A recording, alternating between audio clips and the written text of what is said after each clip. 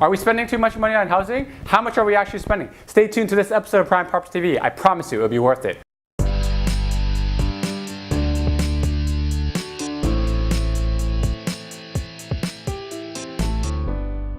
Good day, Toronto. Welcome to another episode of Prime Property TV. I'm so glad you could join us here.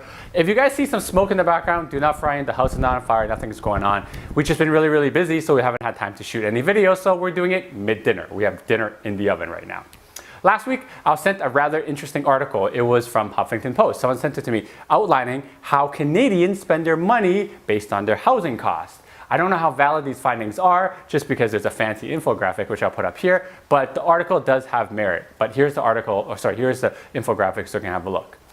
According to this infographic by RateHub, which is very reputable, the average Canadian spends about 45% of their income on housing, which is quite a bit, which is a decent size of their income. Obviously, this number gets higher and higher when you get to the larger Canadian cities such as Calgary, Edmonton, and don't forget Montreal.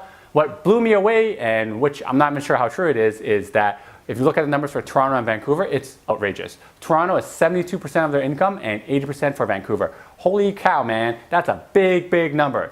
Having said that, being in real estate for so long and being able to privy to people's income and what they pay for their housing, that number is completely not false.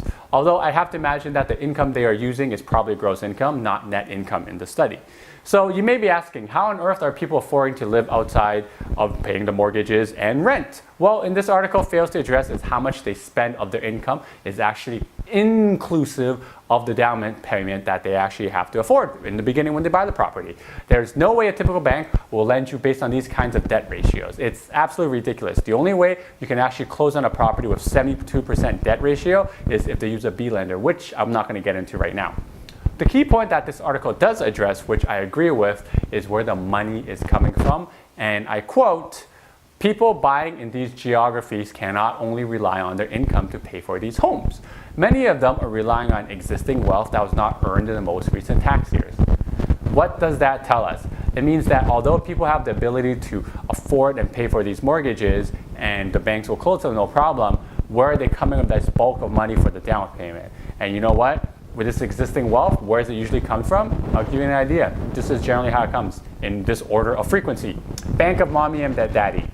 Foreign money. Extra cash from owning investment properties on refinances. Intense saving habits when you're young. Business growing exponentially and you make a lot of money. You get a promotion at work. Money saved up from living at home. Marry rich and win the lottery. So where are people getting this money and how are they coming with it? You can conclude that on your own. But what I can say is people are able to get A lenders from banks and afford these mortgages no problem based on this infographic, okay?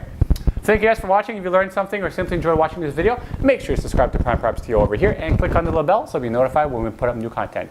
If you guys have any questions, comment, leave them in the comment section below, or feel free to reach out to me directly. And please share this with family and friends because like I always say, an educated consumer is the best consumer. I'll see you next time, Toronto. Yes, didn't beep.